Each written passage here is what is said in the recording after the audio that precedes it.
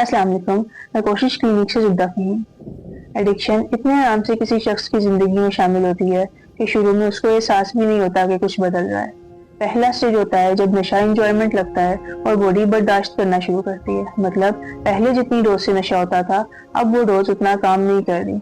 ये सबसे confusing stage होता है कि जब बंदे को लगता है कि वो अपने आप को और अपने नशे को मैनेज कर सकता है, लेकिन असल में उसकी बॉडी अंदर से ड्रग्स पर डिपेंड करना शुरू कर देती है।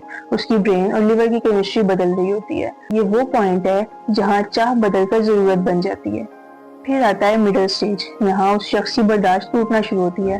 पहले जो वो नशा मजे के लिए कर रहा होता है, अब वो दर्द से बचने के लिए नशा करता है, लेकिन उसकी फैमिली और दोस्तों को लगता है कि वो रिस्पॉन्सिबल है या वो खुद नशा नहीं छोड़ना चाह रहा, मगर असल में उसकी मर्जी अपने आप पर ही नहीं चल रही होती। उसकी जिंदगी उलझ जाती है। सेहत, नौकरी, रिश्ते सब सफर करते हैं और उसकी जिंदगी सिर्फ एक सर्कल में घूमती है कि अब नशा कैसे करना है। उसके बाद आता है क्रोनिक स्टेज। यहाँ उस शख्स की जिंदगी टूट फूट का शिकार हो चुकी होती है।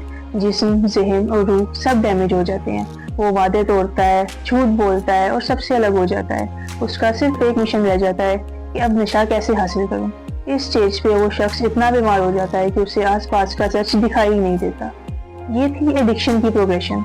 लेकिन हमें ये बात समझनी चाहिए कि जिस तरह एडिक्शन प्रोग्रेसिव है, रिकवरी भी प्रोग्रेसिव है। जितनी शिद्दत से बीमारी बढ़ती है, उतनी ही लगन से रिकवरी भी बढ़ती है। एक दिन में नहीं, मगर रोज छोटे छोटे स्टेप्स से। जहाँ बॉडी पहले नशा सहने लगी थी, अब वो रिकवरी सहने लगती है। जहाँ पहले डिनायल था, अब वहाँ अवेयरनेस आ जाती है। नशे का रास्ता तब बंद होता है जब इंसान सच को देखता है और मदद मांगता है। प्रोग्रेशन दोनों तरफ होती है, हीलिंग की तरफ भी और तबाही की तरफ भी। अब ये हमें फैसला करना है कि हमें किस तरफ जाना है। शुक्रिया।